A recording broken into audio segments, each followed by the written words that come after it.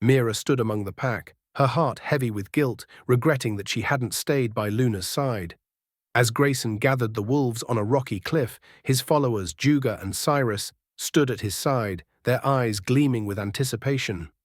The pack had grown, now numbering more than 7, and Mira, with her head lowered in shame, stood beside her pups.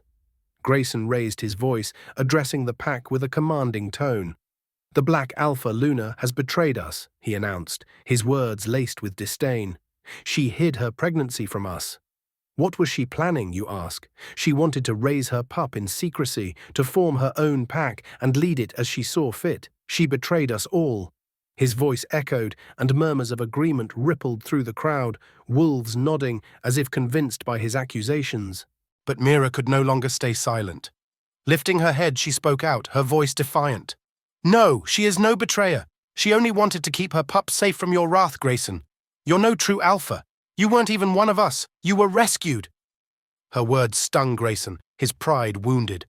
With a growl of fury, he lunged at her, and they clashed, snarling and snapping, their barks thunderous as they fought. Mira was fierce, but Grayson's strength was overpowering. Soon she lay injured and bloodied, her breaths shallow, while her terrified pups looked on, their wide eyes fixed on the brutal scene. Seeing their mother hurt, the pups now saw Grayson as an enemy, not a leader. Grayson's eyes narrowed, and he gave a chilling command: "Kill her pups!"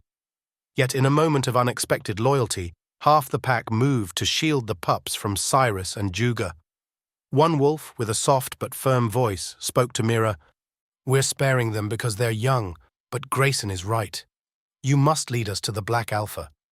Helpless and torn, Mira looked at her pups, her heart breaking. In the end, she nodded, agreeing reluctantly, realizing there was little else she could do. In their new home, nestled away from the dangers of their past, the little Alpha was restless.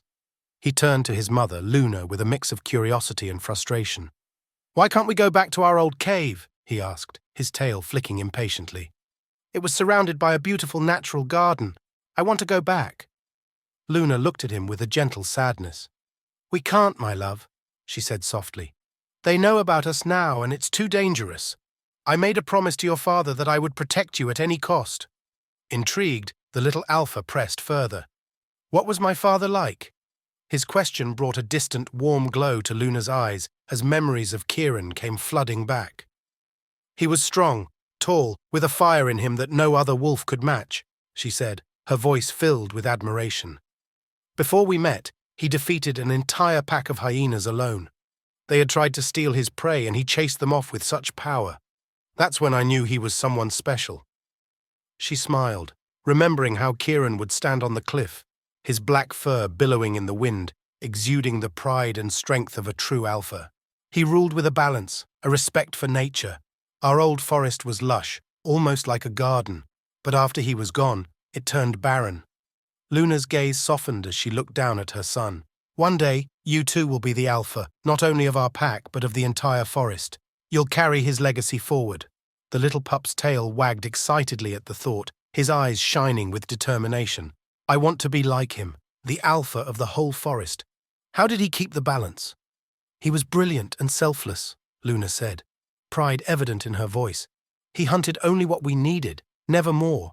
Even when hunger struck, he respected nature. He never hunted for amusement or waste. You must remember this, my little Alpha. That's why I gave you his name, so you would remember his values." The little Alpha nodded solemnly, taking his mother's words to heart. But one more question lingered in his mind. "I heard that Father's eyes glowed red." Luna smiled knowingly.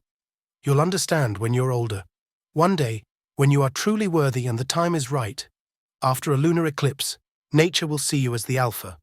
Then and only then will your eyes glow red."